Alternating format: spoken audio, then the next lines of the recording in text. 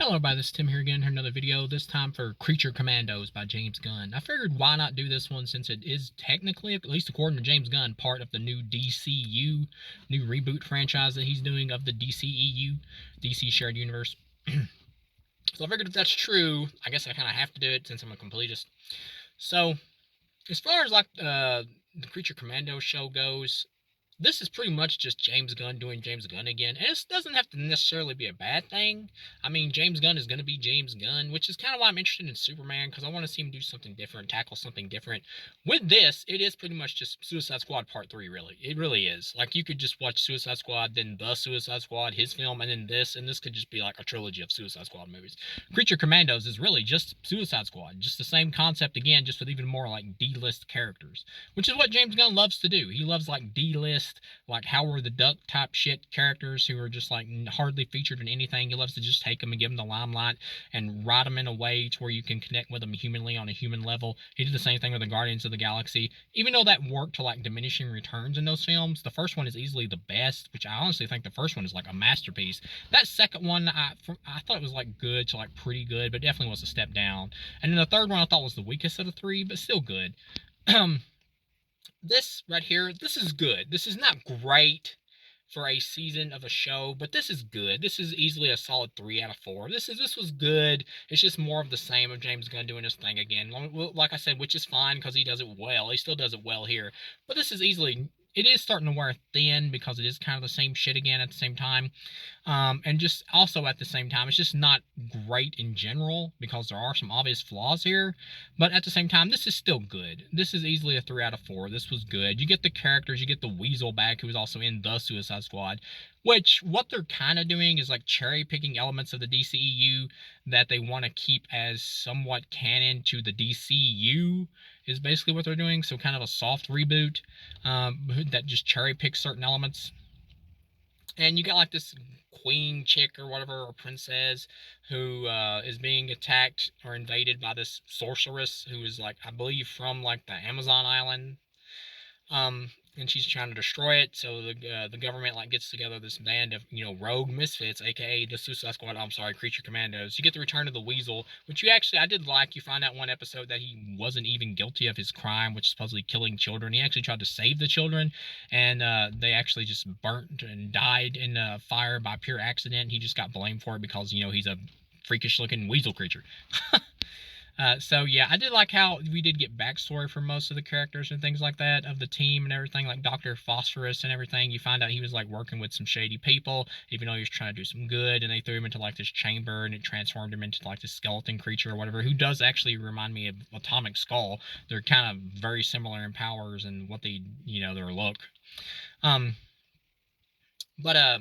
And you get like this fish girl who feels like a version of like Abe Sapien or whatever from Hellboy.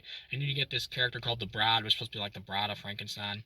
Their mission or whatever, it's good, it's interesting. They go there to pretty much like save the queen or princess or whatever, and they end up taking out the sorcerer's chick, but then you find out in a twist that the sorcerer's chick is actually evil, and you find out that Clayface is like working with her and kind of helping orchestrate the whole thing, and eventually in the future she's gonna like somehow destroy the world and take out the Justice League, as we're shown in like flashes to the future from the sorcerer's chick that's doing it. And that doesn't really make sense to me, because how this little princess chick or whatever, even with all her advanced technology that her military seems to have, how they could like take out the Justice League, that seems kind of ridiculous. But at the same time, no, you're not supposed to think too hard about it. But and another thing is, like, with the Dr. Phosphorus character's backstory or whatever, it's like Rupert Thorne was the crime boss who did him in and transformed him. And then after he kills Rupert Thorne, he kills his whole family to get revenge on him for the fact that Rupert Thorne also killed his wife.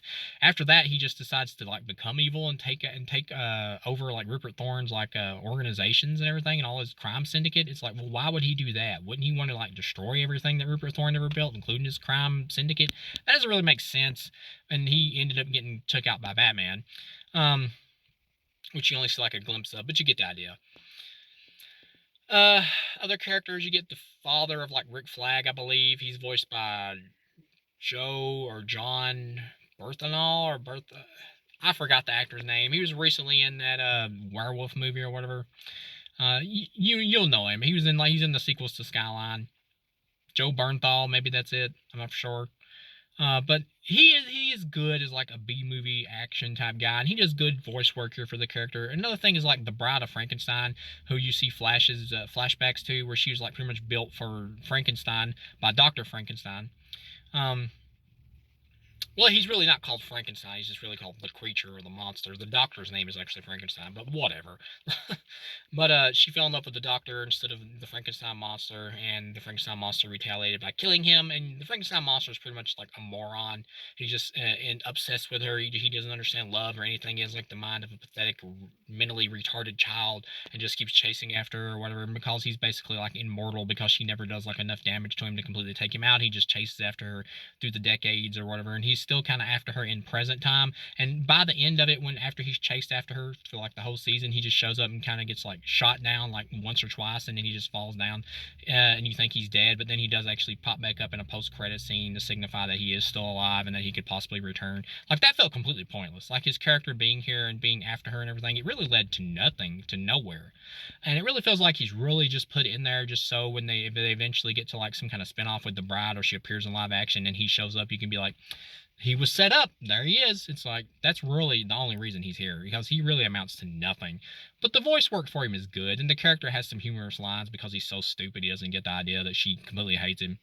He's a complete moron. But yeah, they get to the end of the mission or whatever, and she, the queen chick or whatever, I keep calling her queen or princess. I'm not sure which one she was. Maybe princess, I don't know.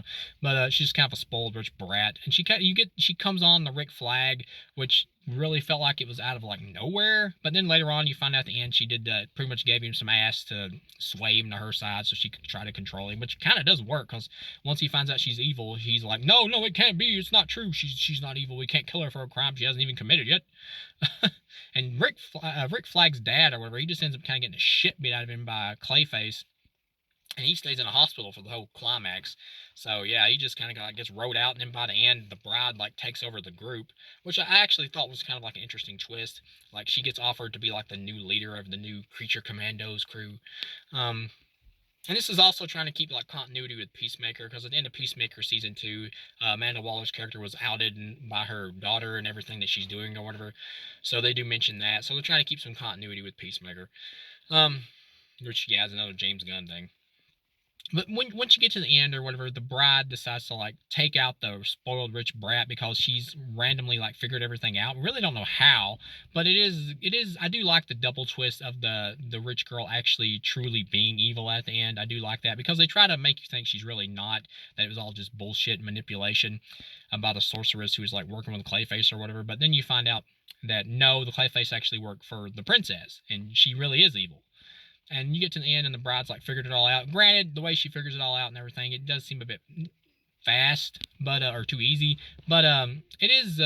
Oh wait, never mind. No, it's not, because they explained that they saw some video footage with her and Clayface in the video or whatever. So yeah, it does make sense. I'll take that back. But then you get to the end. I forgot about that part. But then you get to the end, and the Bride kills her because she killed the fish girl, who's like the most decent of the group.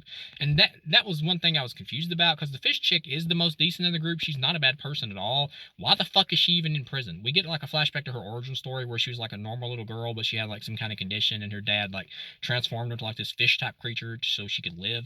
And she like runs off because she can't, society won't accept her, so she's like living in the water or whatever. And then her dad accidentally gets shot because he kind of like tries to run up to her. The way he kind of gets took out like that or whatever by accidentally getting shot, it is a bit of a cliche, and it didn't really feel earned. But at the same time, and she just gets hauled away after that. At the same time, it does kind of work dramatically, because you do kind of feel the emotion, because the voice acting is well done. But she kind of just gets took away, and like, how the fuck does she end up in prison? Did Amanda Waller request her to be brought there? Because I figured this was a place for criminals or whatever. So it's like, what? And she's only useful in water, so unless the mission really requires like, something to do with water, then she's kind of pointless. So you get to the end though, and she does like eventually try to take out the princess under orders from the Bride, and then she gets killed by the princess, who like stabs her down because the weasel tries to warn her or whatever, because the princess reminds him of like the little blonde girl that he tried to save, that he was friends with before he got incarcerated or whatever, because they think he killed the kids, but he actually didn't. They just died by random accident. But so you get to the end, and she's there, and the Bride is like, I'm not going to kill you because you are evil. I'm going to kill you because of what you did. I believe the character's name was Nina, the fish chick's name. I'm going to kill you because of what you did to her, the only decent person in the team or whatever. And so the Bride kills her. Sorry about that cough. And then it just pretty much ends with the bride being like the new leader of the creature commandos. And I thought it was interesting that the bride didn't blame herself as well for the death of the fish chick, because it was her orders that sent her over there to try to take this girl out. But that never comes up. I thought that was interesting. Or kind of a missed opportunity there for some more dramatics. But yeah, overall, this was a 3 out of 4. This was good. I liked it. Didn't love it. Would I watch it again? No. Did I hate it? No. Did I like it? Yes. There's certain shows, there's certain movies that are just good. They're just fine. They're perfectly acceptable, perfectly good entertainment. That's what this is. It isn't great. It isn't mind blowing. It is good. So thank you guys for watching, and I'll see you again.